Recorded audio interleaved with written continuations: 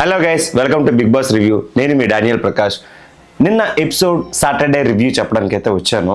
So ఎలా జరిగింది, ఏం జరిగింది, వరస్ట్గా చెప్పాలంటే నాకు సార్ ఇచ్చే జడ్జ్మెంట్ కానీ నాకు సార్ హోస్టింగ్ కానీ నాకు అస్సలు నచ్చలేదు. ఎందుకైనా మంచిది నెక్స్ట్ సీజన్కైనా మారిస్తే బెటర్ ఏమో. ఇంకా బిగ్ బాస్ చూసి ఆడియన్స్ రోజు రోజుకి తగ్గిపోతున్నారని తెలుస్తుంది.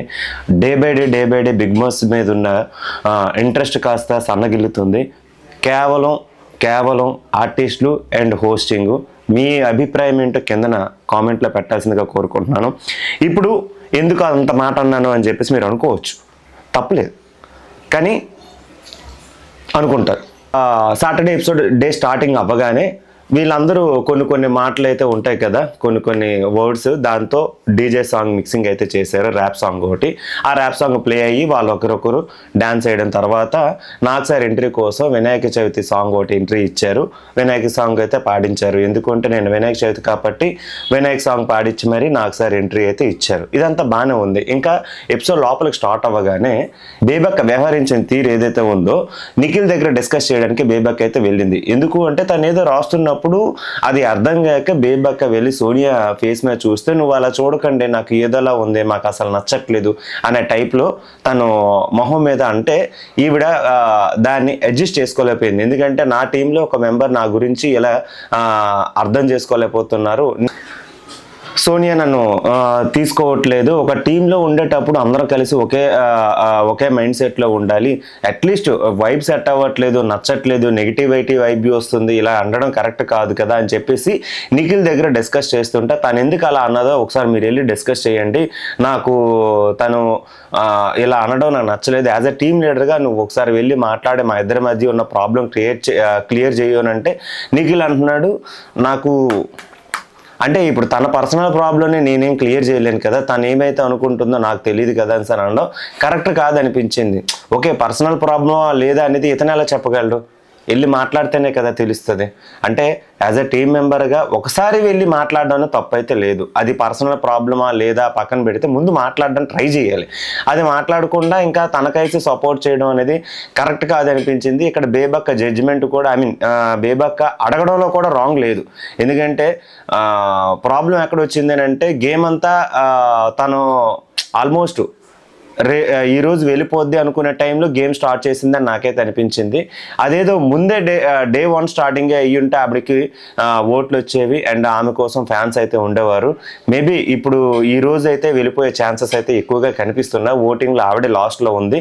సో బేబక్క బై బై అని చెప్పవచ్చు. బట్ అంతా అయిపోయిన తర్వాత ఆవిడ వెళ్ళిపోయే క్షణం ముందు ఈ డిస్కషన్ రావడం కూడా నాకు కొంచెం బాధ అనిపించింది. అదేదో డే 1 స్టార్టింగ్లోనే వచ్చుంటే ఆవిడకి ఓట్స్ ఎక్కువ వచ్చేవి, ఒక మంచి కంటెస్టెంట్ ఆవిడ వెళ్ళిపోతుందని నాకైతే అనిపించింది. ఇక్కడ సీత ప్రేరణ గురించి కూడా డిస్కషన్ చేస్తుంది కిచెన్ రూమ్లో డైనింగ్ టేబుల్ దగ్గర.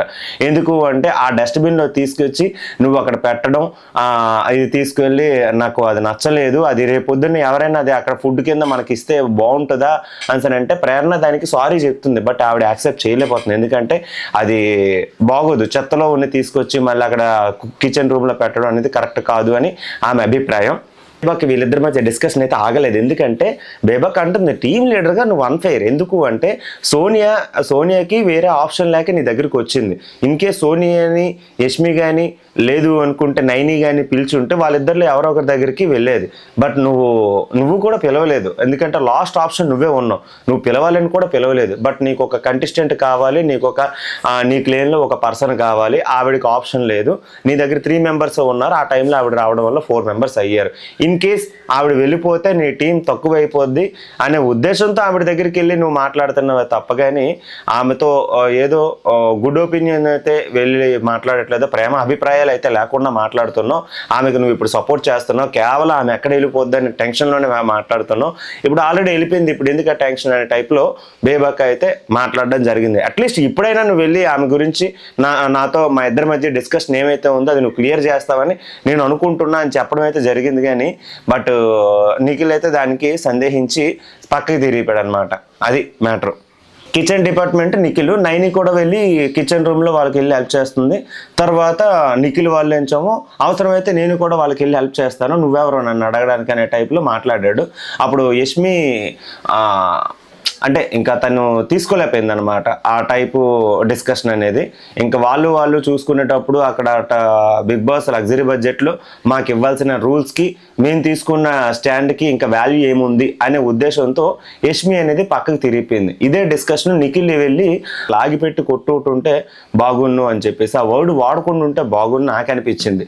కానీ ఇలా లాగిపెట్టి కొట్టుంటే బాగున్ను నేను అనే వర్డ్ని నాకు సార్ ఎందుకు ఇగ్నోర్ చేశారు? ఇన్ కేస్ దాని గురించి డిస్కస్ చేసి ఉండొచ్చు కదా, అలా అనడం కరెక్ట్ కాదు. నీకు ఎంత కోపం వచ్చినా సరే నువ్వు బయట పర్సన్ లాగా నువ్వు ఇలా మాట్లాడకూడదు, నీకు ఇంతమంది పబ్లిక్ చూస్తున్నారు, నువ్వు మీద నెగిటివ్ ఒపీనియన్ వస్తుంది, నువ్వు ఇలా అనడం కరెక్ట్ కాదు కదా అని చెప్పుంటే బెటర్ ఏమో.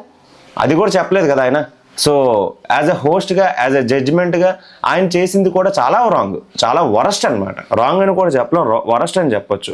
నువ్వు ఒక యాంకర్లా ప్రతి ఒక్కరి దగ్గరికి వెళ్ళి కొన్ని క్వశ్చన్స్ అయితే వేస్తుంది. అంటే యాజ్ ఎ ఫన్నీ ఓరియంటెడ్లీ ఇప్పుడు ఎంటర్టైన్మెంట్ అయితే ఉండాలి. ఒక పర్సన్ ఎంటర్టైన్మెంట్ ఇస్తున్నప్పుడు అది తీసుకోగలిగే కెపాసిటీ ఉండాలి. లేదు నాకు కొంచెం ఇబ్బందిగా ఉంది, నేను తర్వాత మాట్లాడతానులే విష్ణు అనేస్తే పోయే లేదు కదా.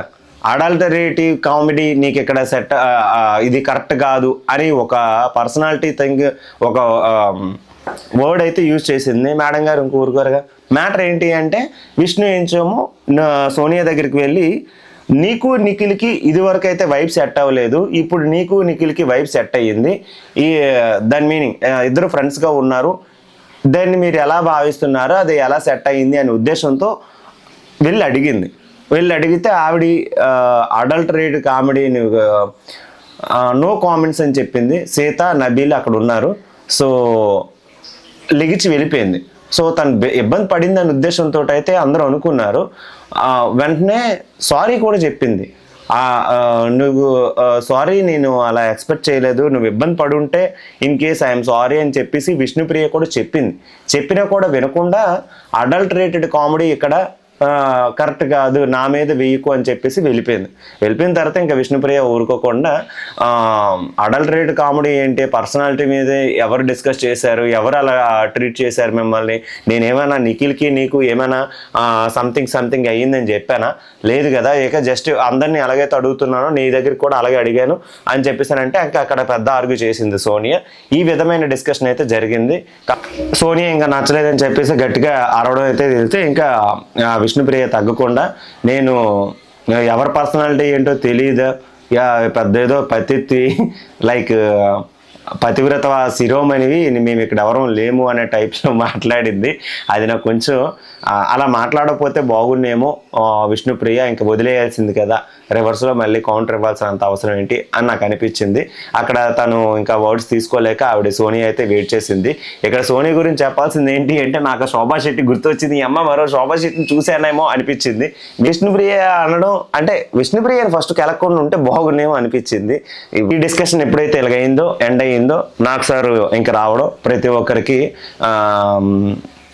నాకు సార్ రావడం, అభయ్ని అండ్ ఆదిత్యని లోపలికి వెళ్ళి ఐటమ్స్ ఉన్నాయి తీసుకొని రా, లడ్డూలు ఉన్నాయి, లడ్డూలు మీ అందరికీ తిని పెడతాను, ఈరోజు వినాయక చవితి కదా అని చెప్పేసి అని అన్నారు. అందరూ మంచి కలర్ఫుల్గా, అసలు అంటే సండే సాటర్డేనే వాళ్ళని చూడగలుగుతున్నారు, రిమైనింగ్ డేస్లో చూడలేకపోతున్నారు. అదే నా కర్మ, అదే నా బాధ, అదే నా వ్యధ.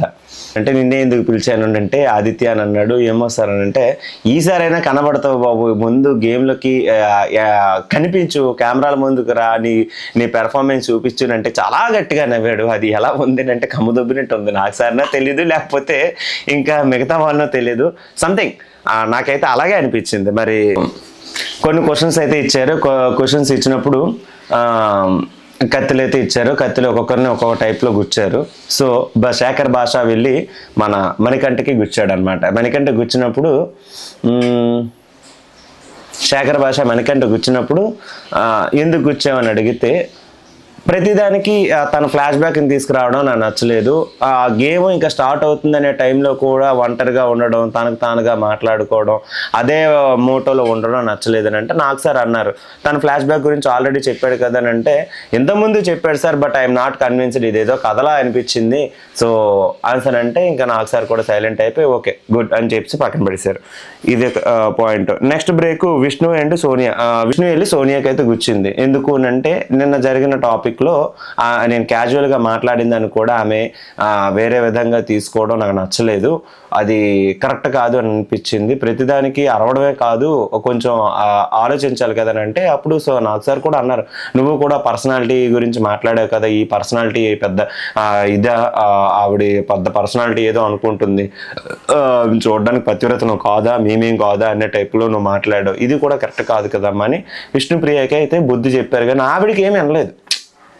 తీసుకునే వర్డ్ అనేది నీకు నచ్చకపోతే ఓకే, నువ్వు కూడా సైలెంట్గా ఉండిపోవాల్సింది కదమ్మా, ఆమెకి ఏదైనా నో కామెంట్స్ అన్నావు కదా అక్కడతో ఆపేయచ్చు కదా, బట్ అడల్ట్ రేటెడ్ కామెడీ అని చెప్పేసి ఇక్కడ అది పాయింట్ ట్రిగ్గర్ చేయడం కరెక్ట్ కాదు అని నాకు సార్ అడుగుంటే అది కొంచెం బెటర్ అనిపించేది. ఎందుకంటే ఇంకా ఫస్ట్ వీక్ ఫస్ట్ సాటర్డే వాళ్ళని బుద్ధి చెప్పేటప్పుడు మరీ అంత గట్టిగా బుద్ధి చెప్పడం కరెక్ట్ కాదు, లైట్గా చిన్న వర్డ్స్ తోటి అయినా సరే వాళ్ళని వార్నింగ్ ఇచ్చుంటే బెటర్ ఏమో నాకు అనిపించింది.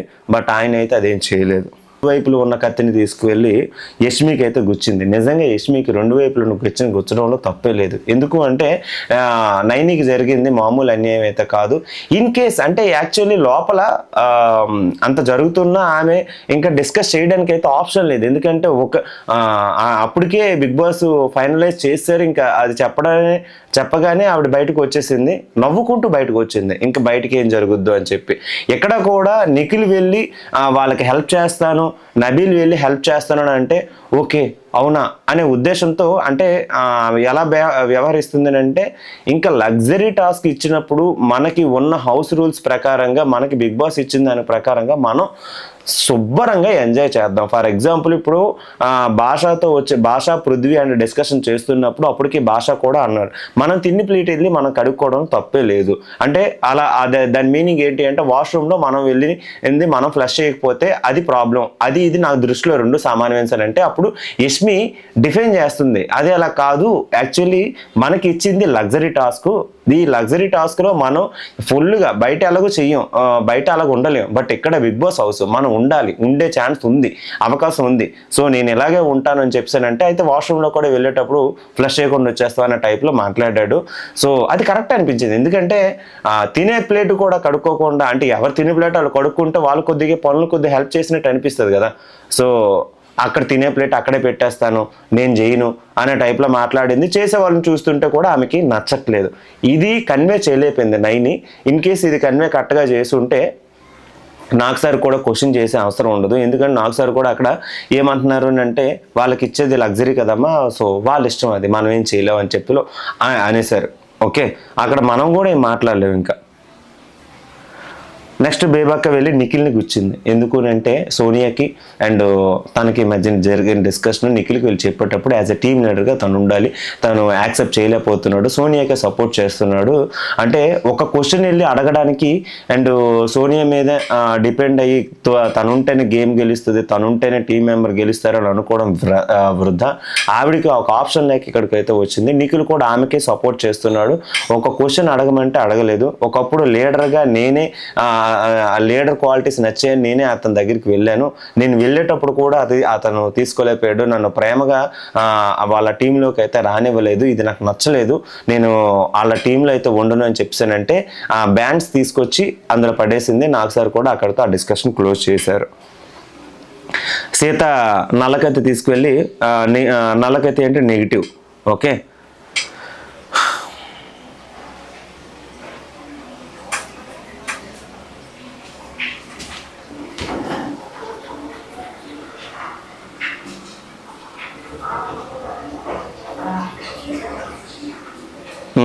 సీత నల్లకత్తి తీసుకెళ్ళి యష్మికి అయితే గుచ్చింది. దాని మీనింగ్ ఏంటి అంటే సీత కూడా కరెక్ట్గానే చెప్పింది, ప్రతి ఒక్కరికి నెగిటివిటీ స్ప్రెడ్ చేస్తుంది, ఇలా ఉండాలి ఇలా ఉండకూడదు అని టీం అందరినీ ఒక తావులో తీసుకెళ్తుంది అని చెప్పేసి యష్మికి అయితే గుచ్చింది. నాకు సార్ కూడా అంటున్నారు సింపుల్గా ఒకటే మాట, ఆవిడకి ఇచ్చింది లగ్జరీ, వాళ్ళ ఇష్టం, మనం ఏం చేయలేం. ఓకే, తర్వాత మణికంఠ కూడా అదే పాయింట్లో వెళ్ళి గుచ్చాడు.